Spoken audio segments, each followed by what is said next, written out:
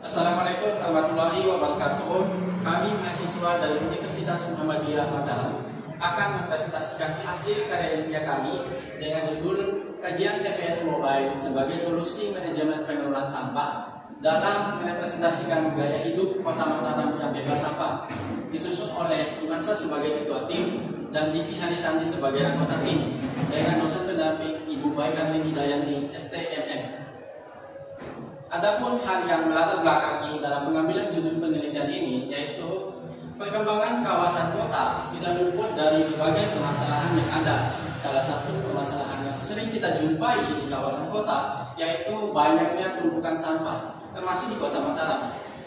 Menurut Undang-Undang Nomor 18 Tahun 2008 tentang pengelolaan sampah, sampah merupakan hasil kegiatan manusia yang dilakukan sehari-hari atau proses secara alam yang berbentuk padat. Upaya penanggulangan terhadap sampah yang dilakukan oleh pemerintah Kota Mataram saat ini, di mana pada awalnya pola pengangkutan sampah dilakukan 1 litase dalam 1 hari. Namun saat ini sedang diupayakan agar pola pengangkutan sampah dilakukan 3 litase dalam 1 hari. Tantangan dalam penanggulangan terhadap sampah di Kota Mataram ini masih menjadi tantangan bagi pemerintah kota karena masih sangat minimnya pemahaman masyarakat terkait dengan penanganan terhadap sampah. Selain itu dipengaruhi karena masih minimnya penyuluhan yang dilakukan oleh pemerintah dalam penanganan sampah rumah tangga. Selain itu juga hal yang dikhawatirkan adalah jumlah sarana pengangkutan sampah yang ada di Kota Mataram saat ini mulai mengalami kekurangan, di mana setiap tahunnya jumlah sarana pengangkutan sampah semakin berkurang. Kota Mataram merupakan ibu kota sekaligus sebagai pusat kegiatan di Provinsi Nusa Tenggara Barat dengan jumlah penduduk sebanyak 429.651 jiwa pada tahun 2020. Jumlah penduduk di Kota Mataram setiap tahunnya terus mengalami pertambahan, di mana dari jumlah penduduk tersebut juga akan menjadi faktor yang mempengaruhi banyaknya produksi sampah setiap harinya, di mana didapat bahwa rata-rata volume sampah di Kota Mataram pada tahun 2020 sebanyak 346.976,70 kg per harinya. Pola penanganan terhadap sampah di Kota Mataram pada umumnya masih menggunakan penanganan secara lama, di mana sampah dikumpulkan, diangkut, kemudian dibawa ke TPA. Nah, pola pengangkutan, pola penanganan terhadap sampah semacam ini seharusnya dapat dikembangkan sehingga tidak ada laginya kita temukan tumpukan-tumpukan sampah pada TPS-TPS yang disediakan. Kebiasaan masyarakat di Kota Mataram pada umumnya dalam membuang sampah itu dilakukan 2-3 kali dalam 1 hari, di mana dibuang pada waktu pagi, sore sampai malam hari. Selain itu juga faktor yang berpengaruh terhadap jumlah sampah di Kota Mataram dipengaruhi karena banyaknya masyarakat di luar Kota Mataram yang membuang sampah ke TPS Kota Mataram. Dari permasalahan tersebut, urgensi dalam penelitian ini yaitu bagaimana meminimalkan bahkan meniadakan timbunan sampah di Kota Mataram. Berdasarkan permasalahan di atas, rumusan masalah yang dapat diangkat pada penelitian ini yaitu bagaimana manajemen pengelolaan sampah dengan menggunakan TPS mobile. Tujuan dilakukannya penelitian ini yaitu untuk menyusun manajemen pengelolaan sampah dengan menggunakan TPS mobile di Kota Mataram. Manfaat dilakukannya penelitian ini yaitu yang pertama, menciptakan lingkungan dan wajah perkotaan yang bebas dari tumpukan sampah. Kemudian yang kedua, menciptakan gaya hidup masyarakat kota yang tertib dalam membuang sampah. Dalam mendukung hasil dan pembahasan dalam penelitian ini, ada pun beberapa kajian pustaka yang telah disusun, yaitu yang pertama pengertian terkait dengan sampah. Menurut M. Rizal, bahwa sampah merupakan semua jenis benda atau barang bangunan atau hewan-hewan atau tumbuh-tumbuhan yang berasal dari aktivitas kehidupan manusia dalam memenuhi kehidupan hidupnya yang dapat berakibat untuk mengotori terhadap air, tanah, udara sehingga menimbulkan pengerusakan lingkungan hidup manusia. Selain itu juga dalam Undang-Undang Nomor 18 Tahun 2008 dijelaskan bahwa sampah merupakan sisa kegiatan sehari-hari manusia atau proses alam yang berbentuk padat. Yang selanjutnya terkait dengan pengelolaan sampah dan dampak daripada sampah. Pengelolaan sampah menurut Peraturan Daerah Kota Mataram tahun Nomor 1 Tahun 2019 bahwa kegiatan pengelolaan sampah meliputi kegiatan yang sistematis, menyeluruh, dan berkesinambungan meliputi pengurangan sampah dan penanganan terhadap sampah. Selain itu juga menurut Undang-Undang RI Nomor 18 Tahun 2008 juga dijelaskan bahwa pengelolaan sampah meliputi kegiatan yang pemilahan, pengumpulan, pengangkutan, pengolahan, dan pemrosesan akhir terhadap sampah. Selanjutnya terkait dengan dampak daripada sampah. Menurut dari beberapa ahli, salah satunya Kidi dan kawan-kawannya pada tahun 2013 menjelaskan bahwa dampak daripada kegiatan pembakaran, pembuangan atau penimbunan sampah rumah tangga yang mengandung logam berat bersama dengan sampah domestik di lingkungan pemukiman dan TPA dapat menimbulkan masalah terhadap kesehatan masyarakat. Selanjutnya, dari ahli lain juga dijelaskan bahwa menurut Olavis W dan kawan-kawannya bahwa logam berat yang tercampur dalam sampah organik pada jangka waktu tertentu akan mengalami leaching dan menghasilkan limbah yang dapat mengandung logam berat sehingga dapat mencemari tanah dan air. Selanjutnya terkait dengan TPS mobile. Apa sih TPS mobile itu? Adapun pengertian terkait dengan TPS pada umumnya bahwa TPS merupakan tempat sebelum sampah diangkut ke tempat pendauran ulang, pengolahan, atau tempat pengelolaan sampah terpadu.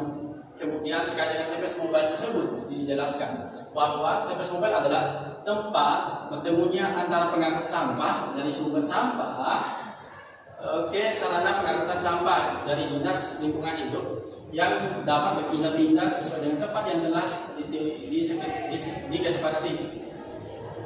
Kemudian dengan pola pengumpulan sampah menurut Sahih dan kawan-kawannya pada tahun 2016 terbagi menjadi dua. Yang pertama pola individu tidak langsung dan pola komunal secara langsung. Pola individu tidak langsung yaitu warga atau petugas akan mendatangi sumber daripada sampah, kemudian akan diangkut ke TPS atau TPA. Kemudian pola komunal secara langsung, nantinya pengumpulan sampah akan dilakukan oleh penghasil sampah dan langsung akan dibuang ke TPS atau langsung ke truk yang sudah disediakan untuk kemudian nanti akan dibawa ke TPA. Selanjutnya presentasi ini akan dilakukan oleh anggota tim yaitu Diki Harisati.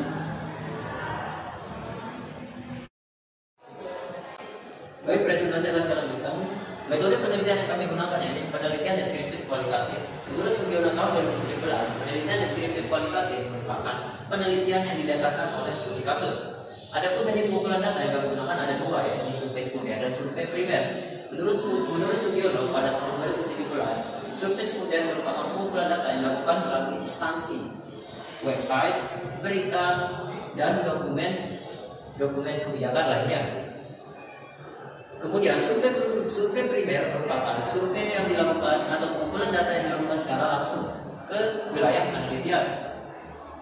Adapun teknik survei primer yakni wawancara, dokumentasi, dan observasi atau pengamatan. Penelitian ini menggunakan pendekatan penelitian riset empirik. Riset empirik menurut Amiruddin Atasikin pada tahun 2004 merupakan pendekatan penelitian yang berfokus untuk meneliti fenomena nyata dari suatu wilayah yang kemudian dihubungkan dengan konsep yang ada. Selanjutnya, pengolahan data dilakukan dengan mengolah data kondisi existing dengan volume sampah di Kota Mataram. Adapun analisis data dilakukan dengan analisis deskriptif kualitatif dengan informasi berupa tabel dan grafik yang sudah dilengkapi dengan deskripsi. Adapun tahapan penelitian yang pertama yakni menentukan volume sampah di Kota Mataram. Yang kedua, mengidentifikasi kondisi existing tempat pembuangan sampah di Kota Mataram. Tempat pembuangan sampah di Kota Mataram itu terbagi menjadi dua, yakni tempat pembuangan sampah permanen atau resmi, dan yang kedua itu tempat pembuangan sampah yang tidak resmi atau ilegal. Dari dua tempat penampungan sampah tersebut kemudian didapatkan sebuah penerapan TPS mobile atau TPS building. Dari TPS mobile ini kemudian dibentuk sebuah model pengelolaan sampah dengan TPS mobile atau TPS building. Nah, dari model pengelolaan tersebut kemudian akan didapatkan kesimpulan. Kemudian selanjutnya hasil dan pembahasan. Adapun hasil penelitian yang kami dapatkan yakni rata-rata volume sampah berdasarkan Kota Mataram dalam angka tahun 2017 sampai 2021, pada tahun 2016 sampah mengalami penurunan sampai tahun 2018 berdasarkan tabel di atas. Jadi bisa dilihat pada tabel tersebut, pada tahun 2016 terjadi, pada tahun 2016 produksi sampah itu berjumlah 288.800 kg per hari, tapi mengalami penurunan menjadi 256.828 kg per hari. Kemudian pada tahun 2018 sampai 2020 itu mengalami peningkatan secara drastis, yang awalnya 256.828 kg per hari menjadi 346.976 kg per hari. Adapun jumlah sarana pengangkutan sampah yang ada di Kota Mataram berdasarkan Kota Mataram dalam angka tahun 2017 sampai 2021, tahun 2018 sarana dari yang berjumlah 322 unit itu mengalami penurunan menjadi 81 unit. Selain itu, yang sangat dikhawatirkan adalah jumlah dump truck yang awalnya berjumlah 37 unit itu menjadi 33 unit pada tahun 2020. Hal ini menyebabkan sampah yang diangkut ke TPA itu semakin berkurang sehingga terjadi penumpukan sampah. Adapun penumpukan sampah ini juga dipengaruhi oleh jumlah penduduk di Kota Mataram yang terus meningkat pada tahun 2016 sampai 2019.